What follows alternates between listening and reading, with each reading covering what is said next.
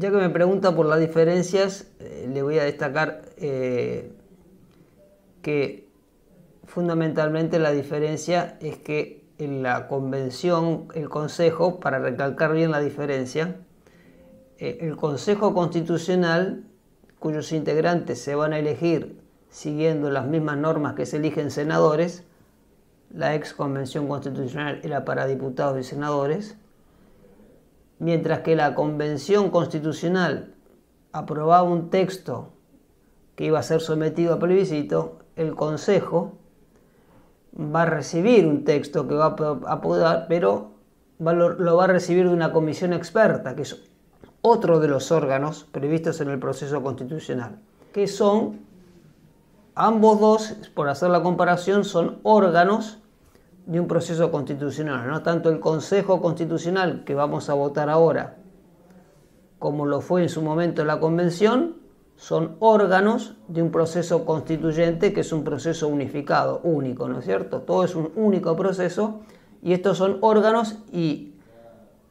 básicamente los dos comparten el hecho de que una vez que cumplen su objetivo, esto es redactar la nueva Constitución, se disuelven ipso facto. El objetivo sí es el mismo, obviamente los plazos también difieren, porque la Convención tuvo 9 meses, el Consejo va a tener, fuera de cámara discutíamos recién porque tenía yo alguna pequeña duda, que va a tener 4 meses, a partir del texto que le entregue la comisión experta, que tiene 3 meses para redactarlo, y eso en cuanto a los plazos, y básicamente, y por supuesto las bases sobre las que tiene que trabajar son mucho más extensas, o mejor dicho, su ámbito de votación en las materias queda ciertamente un poco más restringido que aquel que tenía la ex convención constitucional, ¿no es cierto? En cuanto a la denominación, con las cuestiones no trascendentes, obviamente los del Consejo serán nombrados consejeros o consejeras, en la convención eran convencionales o convencionales constituyentes. Las y los convencionales acá serán consejeros o consejeras en su caso, ¿no es cierto? Básicamente es esa la diferencia. Otra diferencia importante que podemos destacar es también en los quórums de funcionamiento, ¿no es cierto? Mientras las votaciones y quórums se regían por los 2/3, básicamente más el principio eran los 2/3 en la Convención Constitucional, acá los porcentajes aumentan al 3/5 y los quórums siempre son de los diputados en ejercicio.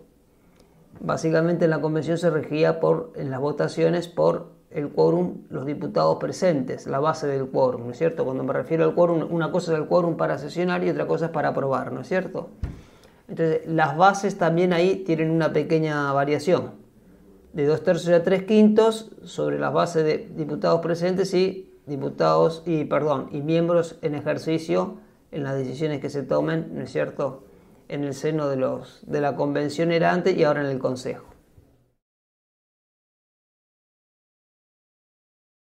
La comisión experta viene a ser como una comisión técnica creada específicamente para darle un texto al Consejo Constitucional. Es decir, evidentemente tiene un rol trascendental porque es justamente el órgano, es otro de los órganos. El nuevo proceso tiene 3 órganos. Tiene el Consejo, tiene la comisión experta y tiene el Comité Técnico de Admisibilidad,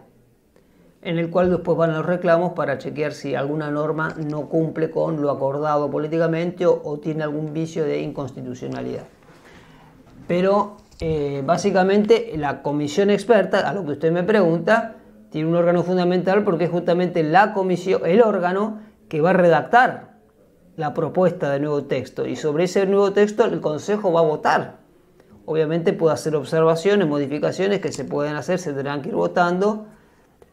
Va a haber alguna observación que va a remitir a la comisión podrá responder en determinado plazo, pero va a votar justamente un texto que va a redactar la comisión experta. O sea, la comisión experta va a ser la redactora de esta propuesta de texto, mientras que, si recordamos, en el antiguo proceso era la misma convención la que redactaba, obviamente tenía subcomisiones, pero aquí básicamente es la comisión experta que redacta el texto, que a su vez tiene también algunas comisiones por áreas pero es la comisión en el Pleno la que redacta el texto, con lo cual su rol es fundamental, obviamente. Nada menos es el órgano que va a redactar la propuesta constitucional.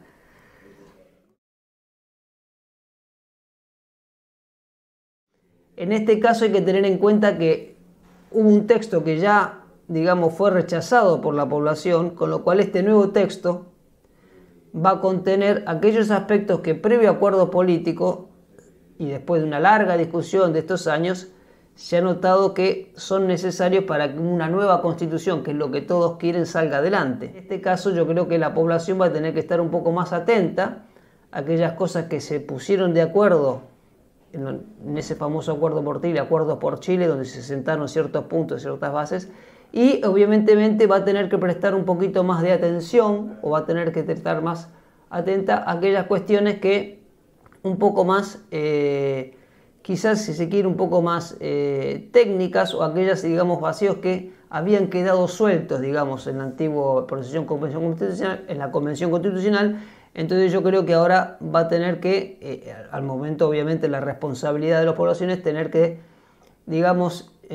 ser un poquito más rigurosos a lo mejor al momento de pensar en aquellos miembros que van a ser consejeros, pensando que ya tenemos que pensar en un texto que ya fue acordado políticamente y de que se trata ahora de que justamente ponga la atención o ponga el foco en aquellas cosas que no se pudieron poner de acuerdo en el proceso anterior y que llevaron directamente a la votación por el, si se quiere, el fracaso o la negativa por el antiguo texto, ¿no? Un llamado obviamente a la responsabilidad ciudadana, a la participación naturalmente, y en la medida que uno pueda y tenga las condiciones, y si no, la persona que no tenga, digamos, la instrucción o la posibilidad, dejar ayudarse, inclusive nosotros en la academia, desde la posición que a mí me toca y la comparto con otros colegas, poder también ser parte activa en aquellos que a lo mejor no tengan la posibilidad, para que interiorizarse, estudiar el nuevo texto, ver lo que se acordó, para que todos, digamos, lo que parece ser la voluntad popular, podamos tener una nueva constitución que una a todos los chilenos, ¿no? Nada más.